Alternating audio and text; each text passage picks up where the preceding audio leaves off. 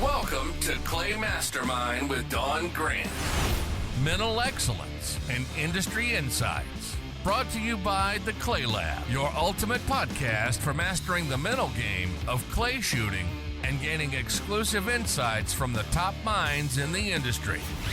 Join us as we dive into the strategies of elite athletes, uncover the secrets to peak performance, and share powerful techniques to enhance your shooting skill. Plus, get behind-the-scenes access to the leaders and innovators who are shaping the future of the clay shooting industry.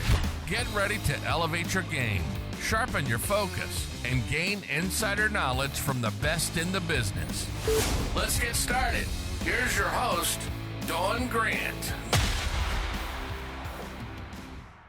Welcome, folks, to Clay Mastermind with Don Grant. Some industry insights with pros and those folks that are helping get things done and provide clubs and events and everything else to make your fun even better. So thanks for tuning in, and thanks for all your great feedback. I appreciate it. Today I have Bruce Potter, who's most famously known for Blackjack sporting clays, but I'm sure has a lot more that he can share with us. Thanks, Bruce, for being here and participating in this podcast. Morning, Don. Glad to be here. Yeah, so you tell us your highlights. Who the heck is Bruce, and why would anybody want to listen to this podcast about you? Oh, my goodness. Bruce is this old guy that's been doing this game for a long, long time. I actually got addicted to it probably 20 years ago, and I just, it almost encompassed my life. I mean, everything about it was eat, breathe, and sleep shooting clays. Just, I loved it so much. I even ended up making my living in shooting. It's just one of the greatest things ever. It's been a passion of mine, and fortunately, it's really fulfilled my life. Yeah, nice, pretty cool. Well, I can't wait to dive in and see what all that really means. Oh yeah, there's a lot to unpack there. Yeah. You're about an hour north of Orlando in Florida. Right. And have you been there a while? Yeah, I like to call us we're at the center of the triangle. So if you take the three major airports, Gainesville, Orlando, and Tampa, we're kind of right in the middle. When I first got here, it was a 45-minute drive from each one of them. But the way we're growing now, it's about an hour and 15-minute drive. The distance hasn't changed, but the traffic sure has. I got you. Yeah, so we're centrally located. We're probably 5 miles off Interstate 75 and 8 miles off the turnpike, so it's really easy to get to. A booming metropolis has built themselves all the way around. This is called the Villages. I guess it's the largest retirement community in the U.S. I hadn't realized. How close is that? Can you throw a stone and hit them, or what? Well, if you go to it, not really, because our property is like 1.5 miles deep on their side, and Okay. if you drove down the end of the property, then you could probably hit a house with a rock. But fortunately, we have enough property where we're still secluded. So you're saying a few things I can relate to. My club is 10 minutes off of I-95, but the metropolis that's being built around my club right now is called Wildlight. It's the second exit in Florida when you're coming down I-95, and they've already taken over, I don't even know, thousands of acres between I-95 and 17. But now they're taking over east of 17. And my shotgun club is like a square in the middle of this thing they're creating, and they're clearing land all around it. My fingers crossed that's going to be a positive thing moving forward. I think it will be. I mean, I'm looking really forward to things here because there's so many folks that are moving here every year. And me kind of being right in the middle of all of it. The community is so large, it encompasses 3 counties. I mean, it's huge. Oh, so the way I look at it, we're also the home to the Villages Gun Club. So the Villages has a trap, skeet, and sporting clays club and their home gun club. So it's pretty neat. That's pretty great. When people move to Florida, they come down here, they retire, they get a retirement community, and they got their own gun club around the corner they can go. Yeah, I'm feeling you. Yeah, for sure. That is awesome. Cool. Yeah. Yeah, let's rewind. Oh, go ahead. I said they just got to put up with me. That's the worst part. I'm sure that's horrible. That's horrible. All right, folks, we'll be right back after a sponsored segment. Are you missing clays and wondering why? ShotCam can help. It's a lightweight camera that attaches under your barrel to record every shot, with a red dot showing where your barrel was pointed at the moment of truth. Just turn it on. It automatically saves everything. Instantly replay the videos on your phone, and they are clear enough to even see the pellets. I've used ShotCam frequently at my shotgun club. Not only has it been used in instruction time, but as a little different twist, I use it for making my social media content, because there's nothing like seeing that target break in the air and having a really great camera that does that. Super excited to have them on board here. Get your ShotCam at shotcam.com with the code TheClayLab. That's just one word, and you get 10% off. So the average shooter improves 10% in their first 30 days of using the camera. So that ShotCam, spelled S-H-O-T, then K-A-M. So spell it with a K. So let's rewind. Where did you grow up?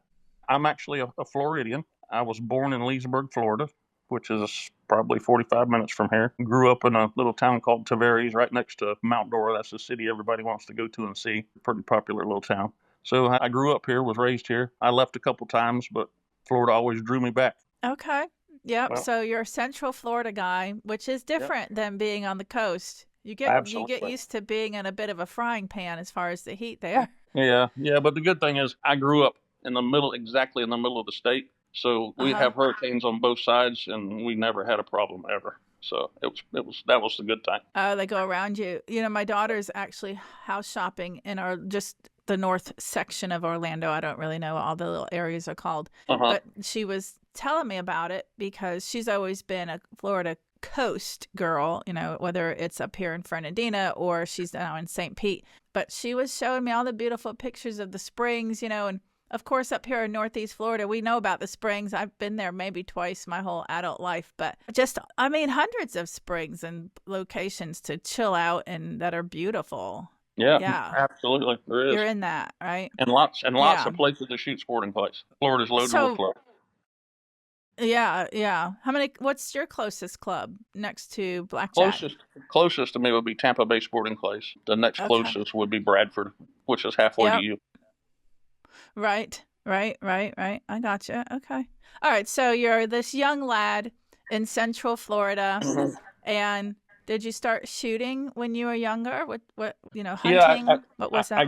I actually grew up bird hunting with my dad and my brother, and I got into clays. I got invited by older gentleman, invited me out to a little private gun club that he was a member of, and so I grabbed my bird gun and off I went and proceeded to get scolded on the skeet field. It was a whole nother thing. It wasn't like shooting birds. And I got razzed and picked on a little bit. And I'm a very competitive type person. So first question out of my mouth when we were packing up is, when can we come again? And he said, well, we'll be shooting skeet again on Wednesday night. And I said, well, I'll be here. And that just turned into 3 times a week. And then I finally got permission to go out at a non-shooting time and practice. And I quickly ordered a reloader and had a friend of mine teach me in about 5 minutes how to reload shotgun shells. And I would take a 5-gallon bucket of shells out and go out and just shoot and shoot and shoot. So I tell everybody now, I was in my early 20s. Yeah. Okay. So I tell everybody now, if I would have known, it would have been much cheaper to get coaching. I shot so many shells trying to learn what to do. It was just, it's trial and error. You find out what works, you find out what works for you. And that went on for a couple years, and then I finally did take a lesson. I learned about focus, and it was on from there. Oh yeah. So it was a cool thing. What did you learn about focus back in those days? Back in those days, number one, I learned that I wasn't focused. That I thought I was. I wasn't mentally focused. I wasn't visually focused. I was doing everything wrong actually, and still hitting the target, but just not as much as I needed to. So I learned that there was a lot of steps you had to take, and you had to put it all together. Had to be in the right mind frame and kind of have a plan, know what you're going to do. So I didn't take a lot of lessons. I couldn't afford them. That was a big part. Yeah. Well, I think that's pretty fortunate at a younger age that you were able to even learn about focus related to the mind, because, being a mental trainer, there are so many, I don't even know if I could guess. I almost feel like it's a third to a half of competitive shooters that don't even recognize or believe or know anything about the mental game. Like it's still an unknown or foreign to them. Correct. And, of course, once they start understanding it, some of the light bulbs start going off, or even get exposure to it. So that's great that at a young age you were able to get some exposure to that. Yeah. And to be honest with you, it's been an ongoing process since then. So it's a very hard thing to achieve at the level that you want to achieve it, and to be able to keep it. You would think you've got a 12, 14 stations, whatever it is, 6 or 8 targets at each station. You would think it would be easy, but it's not. We've got, that 2 parts of our mind. It's really hard to shut one of them off. And That's a fact. my thinking is we just need to keep that part busy, give us something to do, and leave our subconscious alone. Give it something constructive to do, because it can do a lot of destructive things also. You got to tell it what to do. Well, with my mind, I have to give it something that it can't accomplish. That way it keeps trying. So I'm a pretty stubborn guy. Oh, nice. So, yeah, that competitive edge spirit, right. personality trait. Yeah, that not everybody has, but I mean, clearly those that are competing, most of them have it. Right. It keeps them going, right? Yeah, and the time I've spent coaching, I've come to understand that there's a lot of difference in people. I'm the kind of, I haven't named it, put a name to it or anything, but I'm the kind of guy that I compete against myself. I'm always striving to do better or fix something that's broken. But there's a lot of people out there that seem to be competing against everyone else. And if I was doing that, I'd have a hard time with that. So there's a lot of good people out there, and I'm not competing. I'm following you. I'm competing against myself, and it makes it much easier for me. And it makes it where I want to keep shooting. You. I don't get as frustrated. Yeah. I like that. I like that way of thinking. Have you ever thought about that you're competing against the target setter? Well, not really. With me being a target setter, it's funny you bring that topic up, because someone just asked me a few weeks ago. I was setting a course, and they said, "Are you gonna shoot the course?" I said, "No, I can't." And I said, "Well, why not?" And I said, "Because I set the targets." They said, "Well, what's that have anything to do with it?" I said, "Truthfully, nothing. But that's just the rule in NSCA rule book. But to be totally honest with you, I would much rather shoot somebody else's targets than the ones I just set, because when I set mine, I know what I did and why I did it. In other words, I know where I'm supposed to shoot it, where I'm not supposed to shoot it, and all that stuff. And I spend all my time thinking about that instead of shooting. Yeah, being in more flow or more present with it. You're more analytical, probably. Correct. Yeah. Correct. It's an advantage to be the setter and a disadvantage if rules allowed you to shoot the targets which they don't. You set. But I think it's a silly rule. Personally, just because I know some good target setters here at my club that can help me and set targets, but they're horrible shooters. It's just you've got to have the right kind of mind to be a target setter. It's like anything else. Yeah, no, that's true. It's like anything else. I'll give a little analogy the way that I relate to that. So forever I wanted to have like a hypnosis practice, meaning multiple hypnotherapists under the same roof, right? And so we're going back like 25, 30 years that was a dream of mine. So early on, that's what I did. Even though I had other hypnotherapists that worked underneath me, or I should say worked with me, whatever, in the same building, people tended to ask for me. What makes someone good at what they do is more than the education. You know what I mean? Like I brought so many different things to the table. Like I had my own journey of self-empowerment and struggles I'd been through that I overcame. And I have a way, probably because I'm degreed in psychology, or maybe because, it's just my personality, but the level of empathy. There's all these other things that you can't learn in books. Correct. That make you good at what you're doing, especially passion, like being passionate about it and being genuinely interested. And so I fast forward, I look at Joe, and a lot of people love his targets, and not to say that some other people aren't as experienced or don't have the same number of years or don't have knowledge or wisdom or whatever, but there's something about his brain. It's a little crazy, right? No, he has, what I've observed is that he has a very creative brain. Like it's almost like he sees scenarios. Like I tell him he plays cartoons in his mind. So he has like little cartoons and little shows going on. And so he's like very creative. He's very visual in his head, and not everybody's visual like that. And not everybody's super creative in that same way. And I can see how that plays out in his target setting. So it's a lot more than just knowledge that you bring. Yeah. I know speaking for myself, because everybody that sets targets has got to be crazy. When I'm setting targets and I step back and I look at them, I can actually feel them. In other words, I can feel what it was like to move the gun to the target It's just I can get a feel Right. of I can get a feel of the timing of the pair, how much time it Right. spent, how much gun control you need, how long is it going to take to get to the second target. I can feel all that, and if it doesn't feel right, I'll Right. change it. So, it takes me a long time to set a course. Right. I'm slower than everybody else. So, but Okay. All if right. it's not perfect, I'll keep monkeying with it until I like it. Well, let's go back to our little timeline. All right, so you're been again in your early mid-20s at this point Yep. in Central And Florida, and you left I'm at Florida a a few times, came back. I'm at a private gun club and learning how to shoot clays. And in the process, I did the same thing everybody else does. I started thinking about, well, I got some money in my pocket, so I can buy a better score. So I started thinking I needed new gadgets. So I got in the car and I drove an hour and a half to this place up in Williston, Florida, and it was called Rhino Choke Tubes. And I met Joe Morales. Okay. I bought some choke tubes from him, and he got his shooting bag and his gun. And me and him went out on the course, and we spent 2 hours shooting, which I wasn't even planning on shooting. I was just going to buy choke tubes. And Right. he invited me back I think the following weekend. I came up and we shot, and then he got me. He says, "Listen, we're going to have this big shoot here. It's called the Rhino Rally. I need some help. You interested in helping me?" And I said, "Sure." And that was my start. That's how I got started. Okay. And it was pretty cool. Then I actually ended up going to work for him. So All right. I would take the Rhino rig and go around to the shoots and work on the gunsmithing side of it. That just absolutely loved it. And then I had the opportunity to go run another gun club, and I chose the gun club, and we just took off from there. Because that traveling's good for so long. It can wear Oh, on yeah. you, right? How long were you traveling around with the Rhino truck? Probably a year and a half, something like that, 2 years, something. Okay. Not too long. Yeah. I actually loved it. I should have Yeah. moved it. I mean, I just I like seeing can new see that. faces and Yeah. I'm a pretty personable guy, and I like talking to people. But I don't want to talk to the Yeah. same one all the time. So, I'm sure that causes some problems. but Okay. anyway, Yeah. well, So, that's my yeah. driving force to keep the club growing. See, I get new faces every day.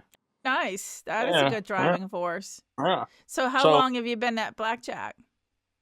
I think I've been here 4 years. I think. Oh, At wow. Blackjack. I thought that was longer. No, I think it's 4. Maybe I'm wrong, but Okay. yeah, the club I ran before that, unfortunately, didn't. The gentleman that owned it passed away, and that was Wakasasa Plantation in Branford, Florida, which was a great facility, great people. Yeah. Just Did it fold unfortunately, after that? yeah, the kids didn't want to keep doing it. So All right. yeah, unfortunately, in my years of doing this, I've seen a lot of gun clubs come and go, and it's a sad thing when they go. But It's not the easiest business to have, I've noticed. Oh no! If you've never run a gun club, what's that old thing? Don't judge an Indian until you walked a mile in his moccasins. It's a so hard thing. easy for shooters to judge a gun club too, It isn't is. it? And a The target setter. smallest And thing. correct. It's something. But anyway, Yeah. I don't think that's a good topic to get on. But I don't want everybody to be mad at me when I get off the phone call. So, did you hear what Bruce said about the shooters? But I'm a I think shooter most too. shooters know that they're particular. Yeah, I know, but I got thick skin. They can say whatever they want and walk off. At the end of the day, I understand that they just don't know. They don't know the blood, sweat, and tears people put into to the events for them to go shoot. But I got at the same token, 99% of them are great. Right. It's just one person once in a while. But you get that with anything in life. You do, yeah. And I think November, will be 9 years since I own this club that I have now. And I would say that that's the solution that I got to also is having the thick skin, but also a true recognition that they know now what they do. Like they really just don't know. They just Correct. don't know, Correct. Yeah. And, I've been in the same place in my life with other things. So, Right. yep, the shoes have been on the other foot. So. It's good to have that awareness. So anytime that we want to be in judgment, we go, wait a minute. Wait, do I really know? Do I really know what I'm talking about right now? Correct. Yeah.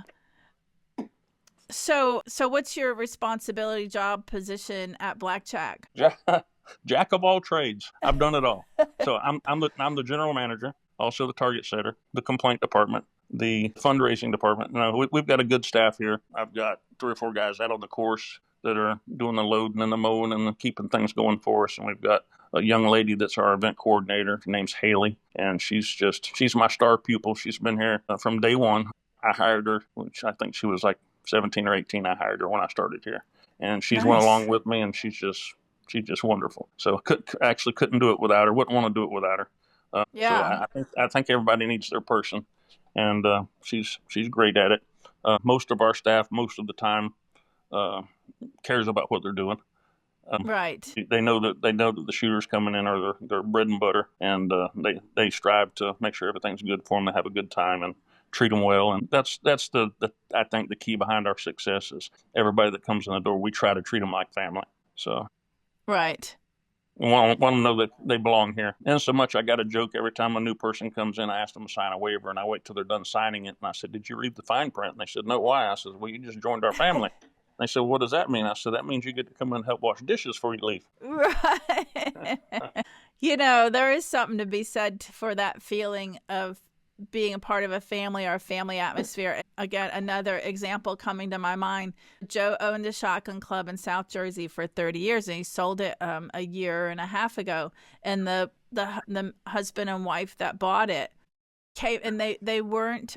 It just so happened they lived down the road. It's like they weren't competitive shooters. They're not really they weren't in the industry. They're much more now, but that they came in with like lots of hospitality, like start flowers everywhere, a table where you could get free coffee, free treats, free food.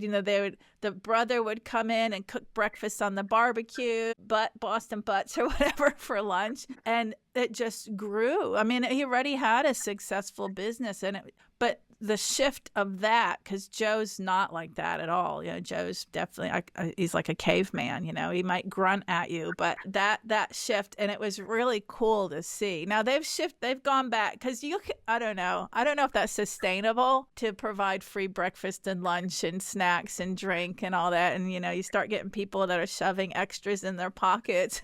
Right. But that vibe, that feeling of hospitality and being part of the family, I think is really important, and especially with a club or something that people are going to come back to. I agree, 100%. Yeah. What challenges would you say that you've faced along the way, and how would you say you've overcome those? Well, a whole lot of challenges, and it depends on which aspect of my life you're talking about. Whether it be in my shooting or my personal growth as a shooter, or if it be gun club manager or target setter. I guess, yeah, there's because so at the end of the day, I don't know that people would admit to this, but I'm going to. So we have fear in our lives, and fear is a bad thing, but fear is a very normal thing, but it causes a lot of chaos and havoc in our lives.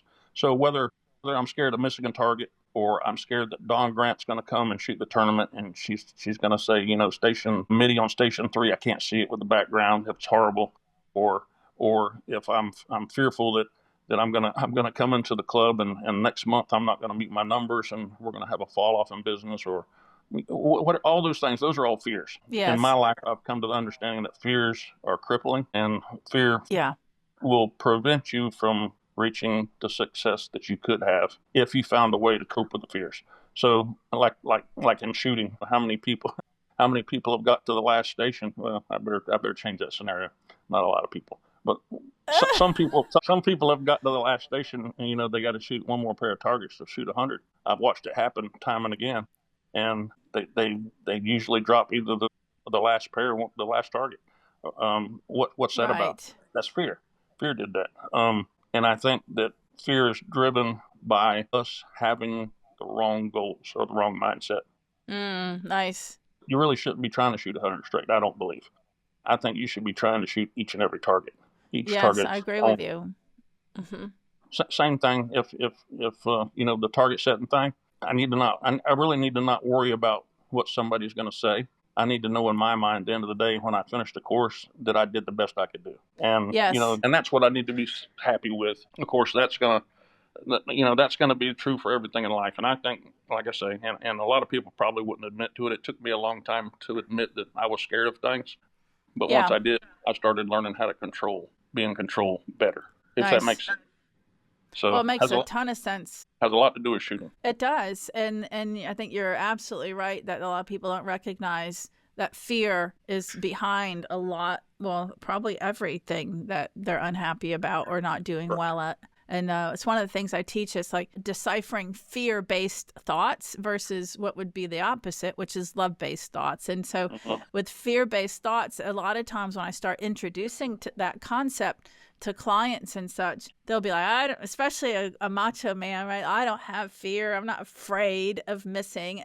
But then if you start breaking it down, you find out you are. Yeah. Yeah. It's like, if you add like the word, I'm afraid of missing this target and ending my streak. I'm afraid that if I don't get this one right, then I won't win. I'm afraid that because I missed several targets in the first station, that I'm going to continue to shoot that way the rest of the day.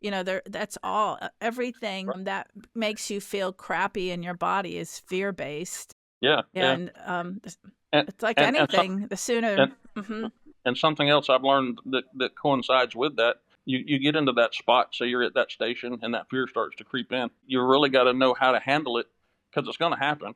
And you can't, it's not something that you can take out of your psyche or your life. You just need to know how to either, I'm not even going to say compartmentalize it. You have to be able to know how to handle it, because the normal reaction, especially for a guy, when he feels fear, the next thing that happens is he gets very aggressive.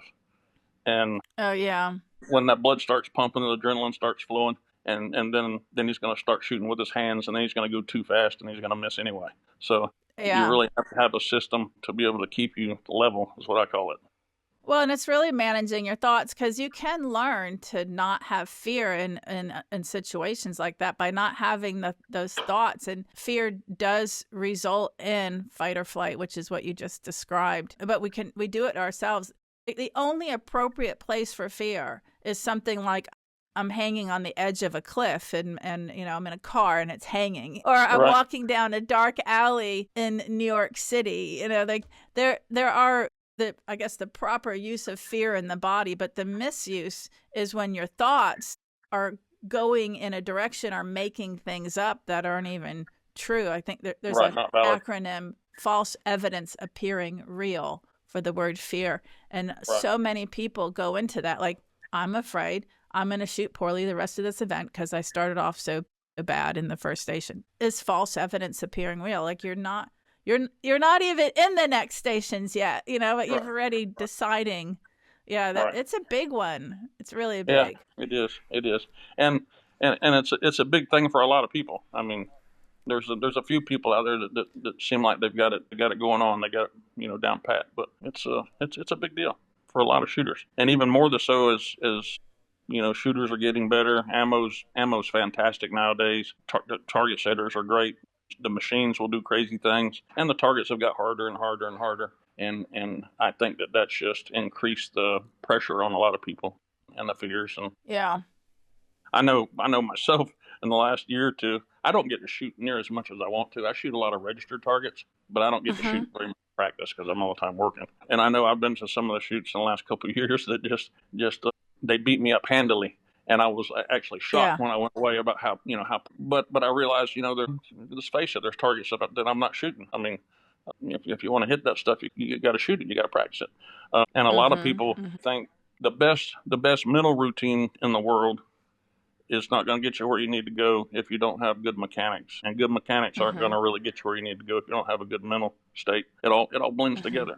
I read somewhere on some of your stuff, the questionnaire or something you sent me. I don't remember what it was, but it was something about the question was, how much do you think shooting is mental? Is it 90% or something? Right. And I've heard that a lot. People say, "Oh, shooting's 90% mental." I disagree. I think shooting's 100% mechanical and it's 100% mental. I think I think you got to have both of them, and they got to be rock solid. That's just my thought. I mean, it's and there was somebody put a book out one time. You got to be out of your mind or something. Was talking about getting completely out of your mind. And there again, that's also, I think, individual. There's certain key things that I do that I need to be aware of that I'm doing to make sure that I'm doing them right. But there's other things that I don't need to think about that will just happen to my subconscious, my psyche, my subconscious. Because of repetition. Yeah, that whole phrase is highly controversial, debated. There's some people that very strongly believe in it's 90% mental. I think where it becomes very magnified let's use the example of the world championship that just happened here in the last weeks or so. You take top shooters who absolutely have great mechanics. Like the mechanics didn't just disappear. The repetition's there. It's they show up in a shoot off. And so how do you explain multiple misses? Is that mental or is it mechanics? And that's why there is this belief that it's 90% mental. It's more like the golfer on the PGA Tour who clearly has great mechanics because they qualified, they're on tour, they've been on tour for however long, played well enough for several days to be in the lead on Sunday, but then they can fall apart on Sunday afternoon. And that happens in clay shooting also. Like, how do you explain that if it's not the mental part? Well, that's definitely. I mean, in my book, that's a mental breakdown. Yeah. But I also think that you can have a performance breakdown related to mechanical. In other words, your move. I think it has to be rehearsed and practiced. And I guess one of the things is since I've been in this, and I told you I was guilty of it when I started. I went out looking for the proverbial golden bullet. I was going to buy a set of choke tubes, and I was going to be world champion. Nice. Yeah, truth be known, I bought a set of choke tubes, and I shot worse than I did before I bought them. But that wasn't because of the choke tube. That was just my choice on what choke tubes to use. I read somewhere that I read that George Digley used full chokes, so I was going to too. And and the funniest thing is, I met him probably a year later at a shoot at the Rhino truck, and it was really cool. I met him and his wife Kate both, and I remember standing there looking at him and thinking, "Oh, you're the man. You shoot those full chokes and everything." So, great guy, done a lot for the sport, but. It's just, you think you're going to go by the golden bullet that's going to fix everything, and it just doesn't work that way. You got to put the time in, whatever it is, and you will if it's something you want to succeed at. I mean, I've got some guys that I coach that, wow, they're just, I'm not going to say his name on here because everybody around here knows him. He'd be embarrassed, but he just started clay shooting like probably a year and a half ago. Man, I think he's already shot 2 pallets of shells in that time frame. He's out here at least 2-3 times a week shooting and getting better. He's doing great, but he has a desire and he'll do whatever it takes. We were laughing the other day. I said, "Well, why did you do?" He did something really dumb. I said, "Why'd you do that?" He said, "Well, I thought that's what you said to do." And I said, "Well, why would I tell you to do that?" And he says, "I don't know." I said, "Well, if I told you to shoot upside down, would you?" He said, "Yeah, if you told me to." So he just got that desire. He's going to do whatever it takes. So that's neat an to see interesting. People. Yeah, it's neat to see people getting after it. Have a desire, and they've got their mind made up. They're going to accomplish their goals. So it's fun. That is a phenomenon I've definitely witnessed in the sport. It probably happens in other sports too, but the cost maybe isn't there as clearly, right? Like you can go hit 100 golf balls, but it could be the same, 5 golf balls over and over again. But, you can go batting practice and, have a cage and go and grab your balls and get them back and hit them again. But not clay shooting, man. That's coming out your wallet every time. And there Absolutely. are some devoted it's people. Funny. A couple minutes ago while we were talking, I was thinking to myself, man, I need to talk to her more often. She's making me feel smart. But then I quickly realized that you have a degree. You were educated. I was educated from this aspect out of a 5-gallon bucket, like I told you, with shotgun shells, a whole bunch of them. So I probably paid more for my education than you did yours because I'm still paying for mine. You're all done. Right, probably. You're right. I'll be paying for mine forever. Yeah, that's probably true. Probably true. Yeah. So what do you had mentioned earlier? Well, okay, let's go back because I'm curious about your shooting career.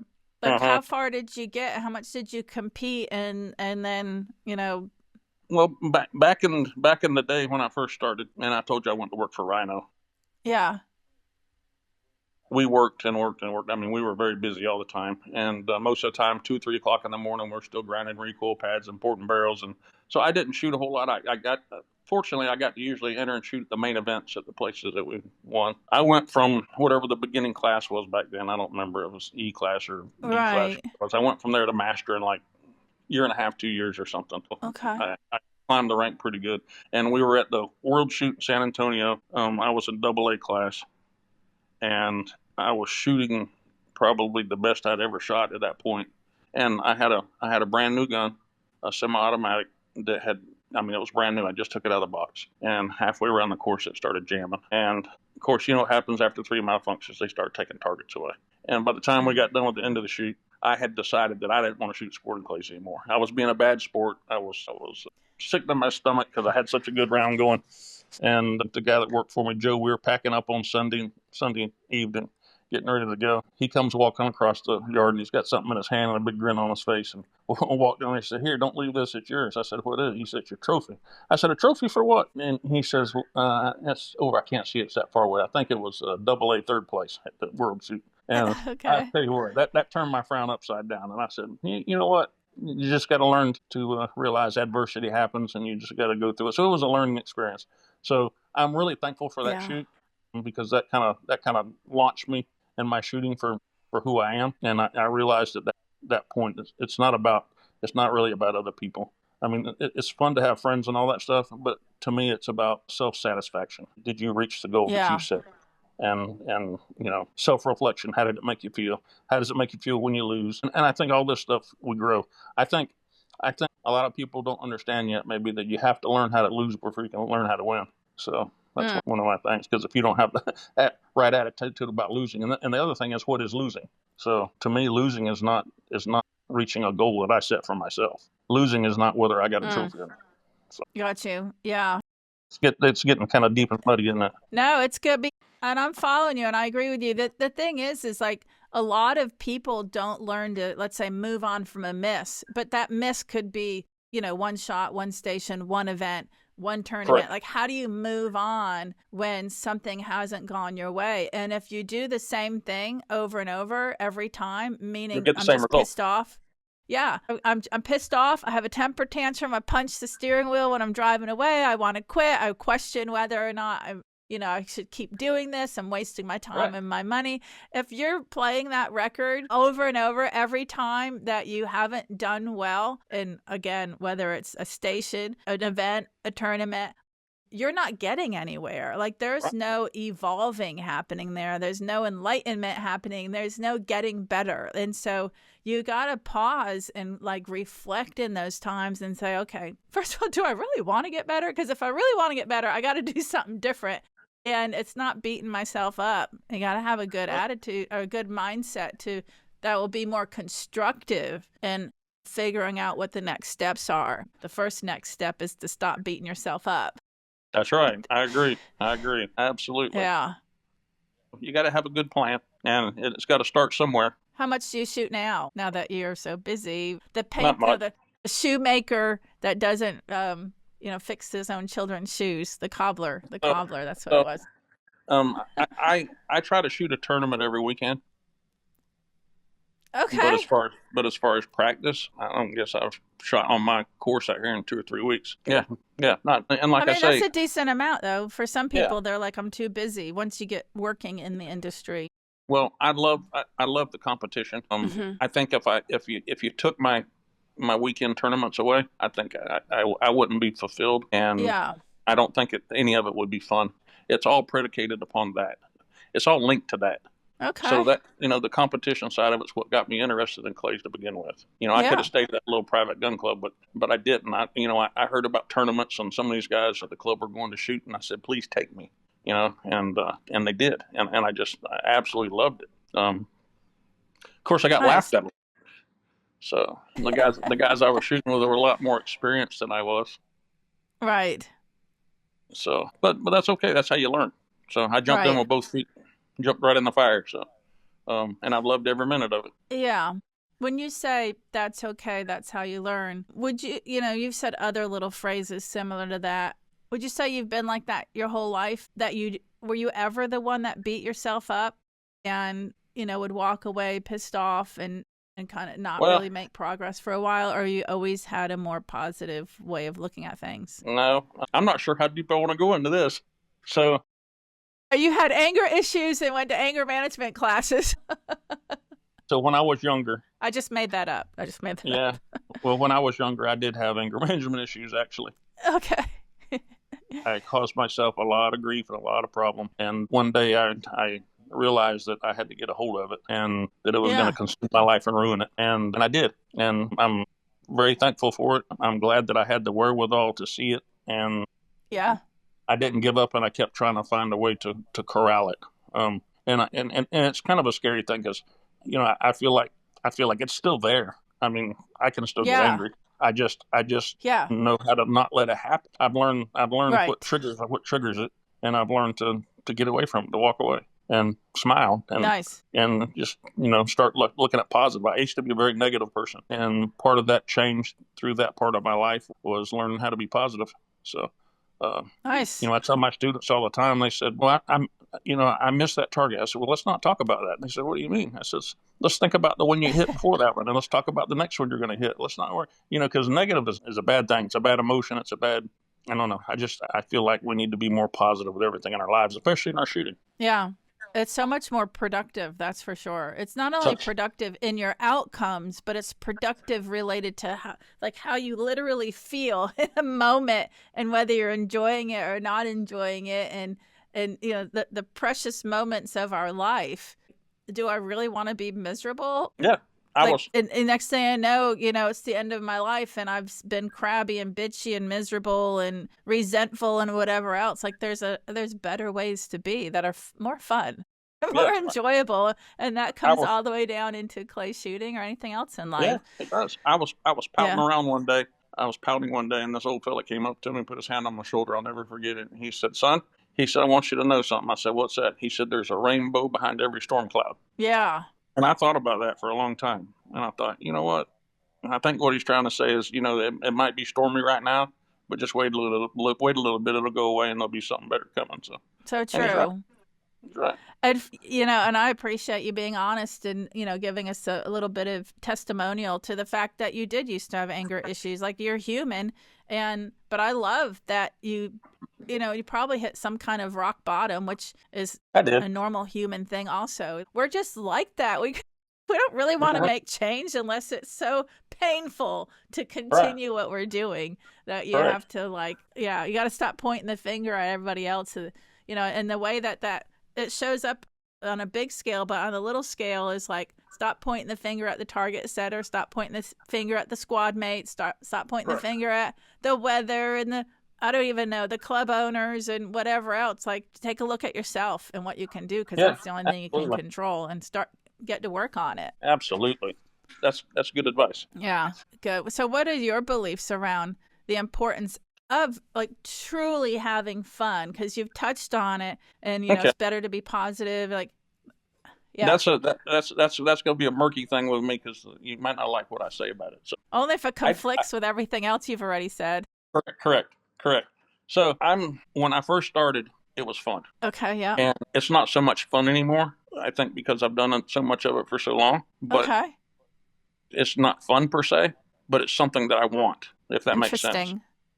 It's almost like I'm on a mission. It's almost more like going to work. More of an obsession? Yeah. It's more like I'm going to work when I go to a tournament, because it's just like going to work. It's guns and people and clays and golf carts and course, and it's like going to work. I do get to see other people when I'm there, but I have the opportunity, if I do what I'm supposed to do when I leave, I can have that feeling that I get when I'm successful. Yeah. I get a feeling inside when I do well, and it's almost like an adrenaline rush. It's almost like a high.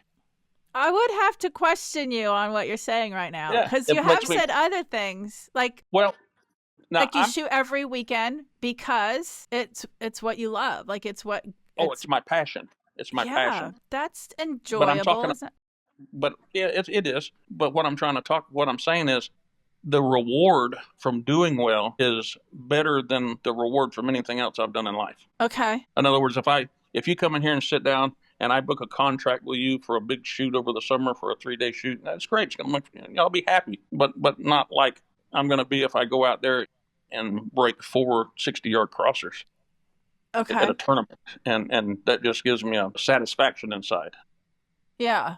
It's a big reward for me reaching my goals in shooting. You just wouldn't call that fun. Maybe. Okay. I guess I'll play on words. I think there's different ways of looking at that word. Yeah. I mean, fun might be going down to the local place down here, and all of us sitting around having pizza, laughing at one another. That to me, that's fun. Yeah, so I got you. I guess I make my personal shootings more serious to me personally. Yeah. So. Yeah. But you're enjoying it. How about the word enjoy? Yeah. Enjoy. There you go. There you go. Okay. There you go. All right. So, and that's probably that you hit on the thing where I'm not too much into practicing. Yeah. Because I don't get that reward from practicing. And, Right. And it makes it a little bit more laborsome and cumbersome for me to go out and shoot practice every day. But that's just the personal place where I'm in my space. And right. Probably 99% of people that are out shooting just, you're right, it's fun. I mean, they come out here every day, non-registered targets, and shoot and laugh and have a good time. I think that part has been taken away because of being in the industry working at it. So when I get done, I want to go home and put my chair up, put my feet up, and watch TV, watch 2.5 Men. Yeah, right. And laugh. Something mindless. Yeah. Exactly. Yeah. So where you see yourself in 5 or 10 years? Probably sitting behind this desk doing another podcast with you. That's a good answer. Yeah. I'm actually I'm planning on doing this till I die. Probably in order of what I like. I think coaching's the number one thing. That brings me more satisfaction than I would rather. So just the other day, I had someone switch eyes. Actually, not switch eyes. I had them open both eyes. They were shooting with one eye closed for no reason other than they started that way. And nobody ever told them to stop until it was too late. They got used to doing it. Then they were scared to do it. I encouraged them, got them to open their eyes, and they shot a fabulous score. They shot great once I encouraged them that they could do it. And the phone calls, the text messages I got from them was worth more to me than being a world champion. So worth more than I wouldn't. That's awesome. I wouldn't trade those moments for anything. I love that. Look at that, doing something you truly love. Yeah, and second for you. would be target setting, except for the fact of I'm getting old and those machines are heavy. That's. Yeah. So when I've got a group of guys that come help me and I can point and tell them where to put it, then I love it. Exactly. Just being honest. No, I get it. Joe's 69. I'm like, Joe, when you get these contracts, I know it's all handshakes in this industry, but you got to start saying, man, I need a group of men at this event so you can just point. It's just a roll of the dice if he's going to stand there and point or if he's actually going to move machines. I'm like, you're too old. Like, you got to just point. Yeah. And it's getting, well, let's face it, that's what the younger guys, that's how they learn. So, to go along with somebody setting targets and one day they'll be target setters. So, yeah. Yeah, my days of pulling machines they're it's getting over. So but I do love setting targets. And then in the gun club, I love it. So at the end of the day, it's everybody has to have a job. I guess I got a pretty cool one. So yes, you do. Not everybody gets to do what I do. What's one piece of wisdom, like just the first thing that comes to your mind, like one piece of wisdom or advice that you'd pass on to listeners? That's a big one. First one comes to your mind. Well, first one that comes to my mind, if you're struggling, just go get some help. That's the first thing that pops to my mind, because I watch so many people just beating their head against a wall and spending tons of money and tons of time and getting frustrated. And I've even seen some quit. And don't let it get that far. Go get some help. There's a lot of competent, capable people that will be more than happy to steer you in the right direction and get you fixed. And probably feel some success pretty quickly. And not to say that you don't have to practice what they teach you, but in that session, likely see some shift already, and then you can be hopeful again and feel good about it again and have fun again. Absolutely. Enjoy it again. I like the word enjoy better. Yeah. I think that's the right thing. No, I mean, for some clarity on that, there are particular shoots. I went to Chicago last year to the whatever shoot was there. Was it U.S. Open or whatever? And I had a great time. I had more fun at that shoot. Real fun. I mean, we laughed and I shot horrible, but I hadn't shot in like a year. Right. And I just I had a student that wanted to go, so I took him. And everybody thought I was crazy. They said, "Why are you doing that to this guy? These things are so hard, and you're throwing them right into that." Well, he came back with all kind of trophies. He did well. Nice. I didn't. I did horrible. But I had fun. Yeah, I had fun. So that trip, it was like it wasn't work. Right. That was cool. So it's still there. I just have to find a balance. Right. I got you. Yeah. Awesome. Well, I do want to tell listeners that they can get some free goodies, whether it's like a free golf cart rental at my shotgun club or access to my Mind Mastered app or even my clay shooting online course for the mental game. And you just go to dawngrant.com/free to access that. Also, follow me or Amelia Shotgun Sports on social media. I always am posting free tips, whether it's on the mental game or related to events or such. Bruce, what would you like to share? Your website information? Sure, What sure. would you like? Couple little things. You can reach us on the email at info@blackjackclays.com. Our website is www.blackjackclays. We'd love to have you anytime. If you're an NSCA member, we'll treat you like a club member when you come. We'll give you member prices. If you're in this neck of the woods, come by and see us, and we'd love to have you. And if you got any questions, pick up the phone and call us or email us or whatever you'd like to do. So one other thing I'd like to throw out there too. So there's some people in the game that I'm very thankful for. And they're the reason that I am where I am. So that I've stuck in this industry. The one was the Joe Morales that took me out to shoot with me. Nice. Yeah. If you got somebody that is new, somebody that hasn't shot, take them out to the range, go shoot with them. That meant the world to me that man took his time to shoot with me. That was really that was the propellant that propelled me into the industry. So if it wouldn't have been for that time he took out of his day to spend with me, it probably wouldn't have happened. The other is thankful for the other guy that took the time to help me a little bit on my way with my shooting to explain what focus was, and that was probably the biggest game changer in my shooting career. Yeah, nice. And then of course thankful for the other people that helped me, Remington, all those guys. I couldn't be able to do what I do without them people. So just thankful for how everything went. So nice. I'm very fortunate. Love that. Love all that. Yeah. Well, thanks, Bruce. I also want to tell people, check out my art. Yeah. If you get Clay Shooting USA, Trap Shooting USA, Wing and Clay Life, or Lady Outdoor Lifestyle magazines, I have articles in all of those magazines. Definitely support those magazines. They're great. And you can shoot some Joe Skull targets at Amelia Shotgun Sports at our monthly NSCA events. And Bruce, folks can pop in, see us at Amelia Shotgun Sports. They can come and see you at Blackjack. We're not too far apart, and enjoy some Florida shooting. Yeah, they can get a two for 1 week. For sure. Yeah. For sure. Yeah. And it would be really fun. It would be. There you go. Actually, that probably would be fun. All right. Thank you, Bruce. Yeah, it was good to talk to you. Good talking with you.